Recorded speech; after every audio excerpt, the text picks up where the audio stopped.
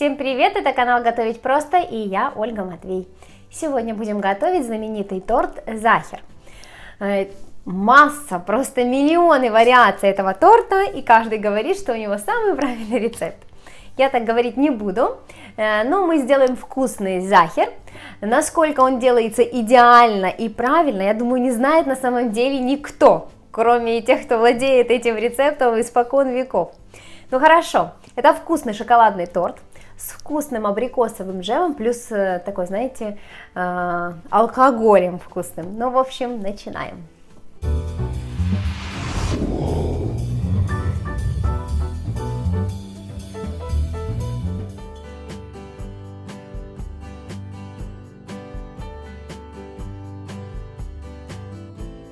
Начнем с подготовки формочки.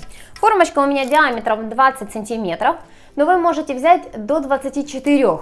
Если уже брать больше, тогда он будет ниже. Ну вот я пеку в 20-сантиметровой формочке. Устилаем дно пергаментом или подсолнечным, или сливочным маслом, смазываем и бока, и пергамент. И предварительно разогрейте духовку на 170 градусов. Но если у вас не сильно жарит, так обычная, хорошая, новая духовой шкаф, тогда на 180. 6 яиц комнатной температуры. Отделяем белки и желтки в разные мисочки. Одновременно мы будем взбивать и желтки, и белки. Значит, белки начинаем взбивать на медленной скорости в такую легкую пену.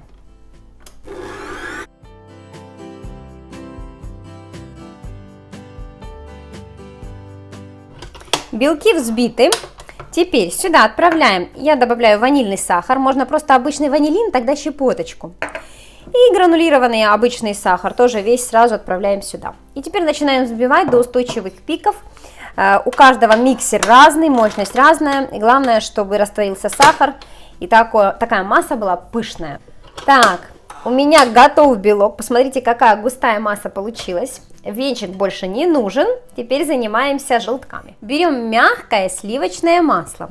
Значит, я буду взбивать блендером. Посуда нужна небольшая, но высоковатая. Так удобнее всего, поэтому вот в этой чашке удобнее всего взбивать. Так, хорошо. Начинаем с того, что взбиваем масло и взбиваем несколько минут, чтобы оно было пышное.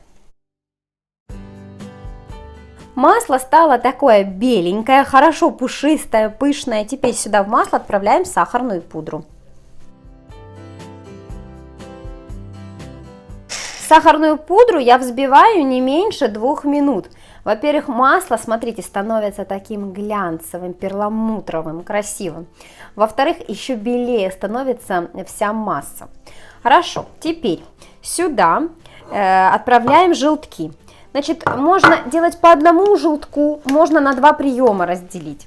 Но если вы готовите и с тестом вы не очень дружите, делайте по одному желтку. Хорошо перебиваем. Ну, где-то в течение 30 секунд и добавляем следующий. Смотрите, какая масса получилась. Такая ванильно-перламутровый цвет, такой красивый. Хорошо. Оставляем пока в сторону масло и берем шоколад. Шоколад я беру черный, темный, 72% здесь у меня. Растапливаем его на водяной бане или в микроволновке. Если вы будете топить в микроволновке, как я, каждые где-то приблизительно 20 секунд открываем микроволновку и помешиваем шоколад, чтобы он не вскипел. Шоколад растопили, посмотрите, какой он красивый, он не должен быть горячим. Теперь отправляем шоколад в масло и отправляю сразу все и опять взбиваем миксером до однородного состояния.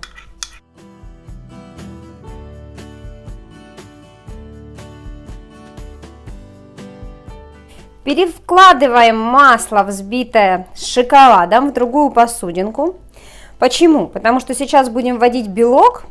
И вот такие шоколадно-сливочные, вот масляные, вот такие вот коржи, они могут быть вредными. Поэтому, чтобы точно все получилось, легкое вводят в тяжелое. То есть легкий белок соединяет с тяжелым кремом, тестом. Так, сейчас я это протру. Теперь белок. Берем несколько таких больших ложек, я взяла деревянную ложку, Так, и хорошо, тщательно вводим медленно в одну сторону, вот так, перемешивая до однородности. И где-то в 2-3 приема вводим белки.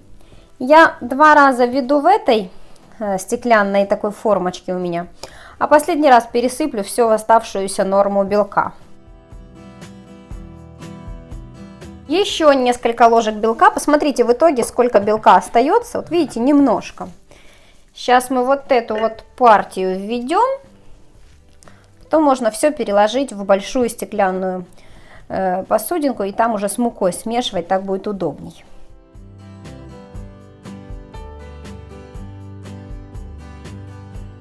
Теперь в эту красивую массу просеиваем муку. Можно просеять раза 2 до того, как вы будете отправлять ее в тесто. Так, и теперь все перемешиваем с мукой до однородности. И, собственно, тесто готово.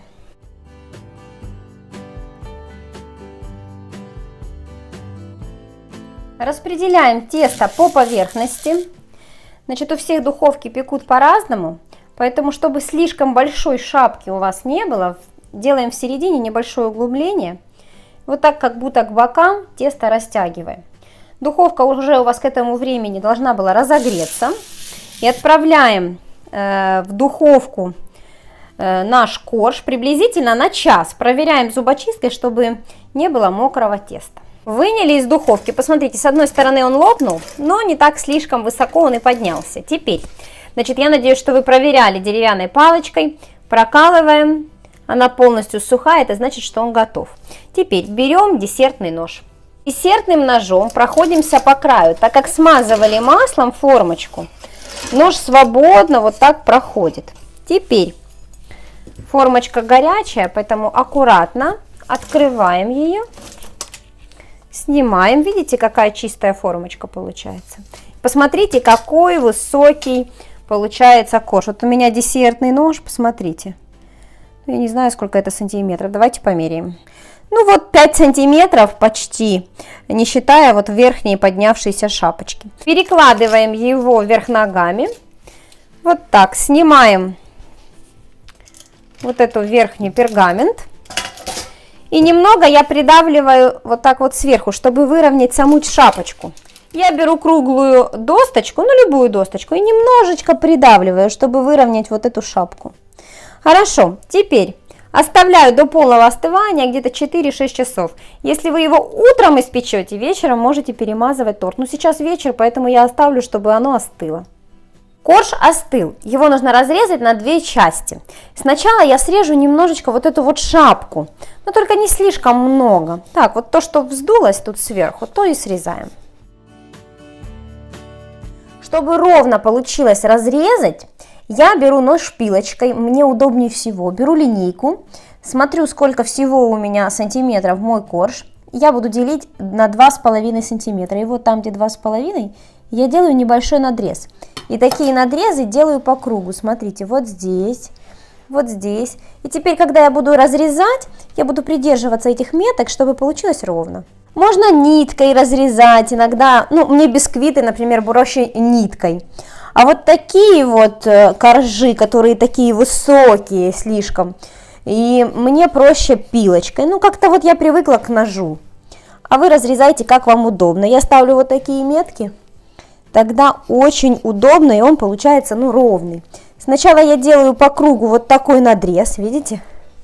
И только потом завожу нож в этот надрез, прорезаю с одной стороны, поворачиваю, прорезаю глубже с другой стороны. Вот так. Сейчас еще с этой стороны. А теперь просто вот так. Оп. Переворачиваем. Получается 2 половинки ровные. Теперь берем абрикосовый джем. Можно взять любое абрикосовое варенье. Видите, оно здесь такое более-менее однородное, не кусочками. Если у вас варенье, которое вы закрывали дома, значит, либо перетрите его на сито, но это долго, потому что рукой неудобно долго перетирать. Берите блендер и блендером или измельчителем хорошо его перебейте максимально до однородности. Сюда я отправляю немного обычной воды. И теперь беру, у меня коньяк. Вот обычный коньяк, если вы найдете абрикосовый ликер. Или можно делать, знаете, как делают? Берут напополам абрикосовое варенье, и половину из этой нормы берут апельсинового варенья, или берут апельсиновый конфитюр, и тогда можно купить апельсиновый ликер. Так тоже получается вкусно. Но апельсинового ликера найти очень тяжело, поэтому я просто использую коньяк. У меня все время дома есть коньяк, я покупаю для выпечки. Очень удобно в пропитке, в торты, поэтому это как бы беспроигрышный вариант. Сюда тоже наливаю коньяк и отправляю на плиту. Перемешиваем все, чтобы было так более-менее однородно. Понятно, что это все-таки варенье с жидкостью. Сейчас это все начнет вариться. Во-первых, выветрится спирт, во-вторых, все это дело образует такой конфитюр. Ни сахара, больше ничего я сюда не добавляю. Оно должно прокипеть, быть однородным. И использовать его надо кипящим, то есть горячим. Хорошо, я буду ждать, пока это все дело закипит. Как только оно начало кипеть, провариваем его 2 минуты и выключаем. Пока оно еще горячее и кипит, посмотрите, вот этим кипящим джемом мы пропитываем коржи. Причем пока оно горячее, вот кипящее, оно хорошо пропитывает корж, и чем больше вы пропитаете, тем сочнее он будет, потому что крем в этот торт не идет никакой.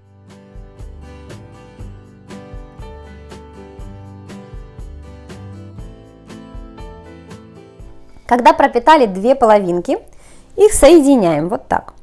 Берем теперь не ложку, ложкой будет неудобно, берем вот такую силиконовую кисточку и хорошо промакиваем со всех сторон, с боков, сверху, промакиваем его джемом до конца. Убираем в холодильник минут на 15, пока будем варить помадку, чтобы вот этот вот слой абрикосовый, он немного сверху застыл. Нам нужно подогреть сливки. Они должны быть горячими, но закипеть не должны. В горячие подогретые сливки отправляем шоколад и разводим. Значит, смотрите, либо уменьшите температуру. Самое главное, чтобы шоколад вместе со сливками не кипел. Сюда же в шоколад отправляем кусочек сливочного масла. И тоже теперь перемешиваем со сливочным маслом. Это даст такую глянцевость красивую. Теперь шоколад выливаем на торт. Торт я поставила на решетку. И под решетку устелила пергамент, чтобы потом остатки шоколада собрать. Значит, аккуратно вот так вот по всей поверхности распределяем шоколад, он сейчас будет стекать, и у нас должно получиться хорошо затянутый торт шоколадом.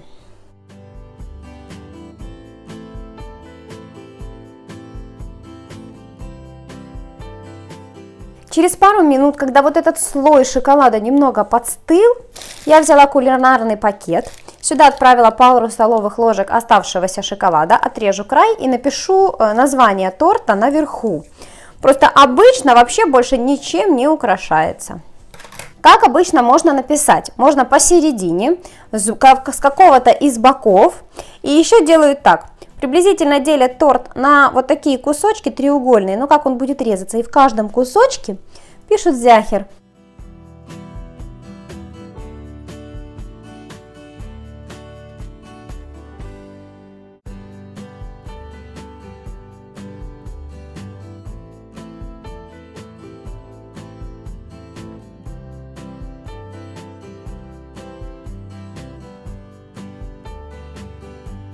Не спешите убирать торт в холодильник, пусть он пару часов постоит в кухне на столе, для того, чтобы конфитюр пропитался хорошо в коржи, и только потом убрать в холодильник.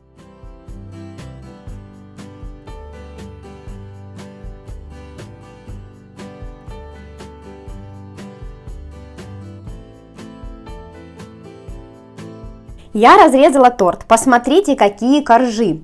Очень часто я вижу в интернете фотографии этого торта, и коржи получаются, ну так на Украине нас говорят, глывкие, очень плотные, такие дубовые. Здесь, посмотрите, очень четко пропорции теста, посмотрите, если вы будете делать четко, как делала я, 1 в 1, пошагово, у вас получится вот такое нежное, шоколадное, вкусное тесто. Значит, я сверху, как вы видели, написала прям на кусочки захер, ну так интереснее, и так можно написать по всему кругу, так будет красиво. Ну это просто мне захотелось, я побаловалась.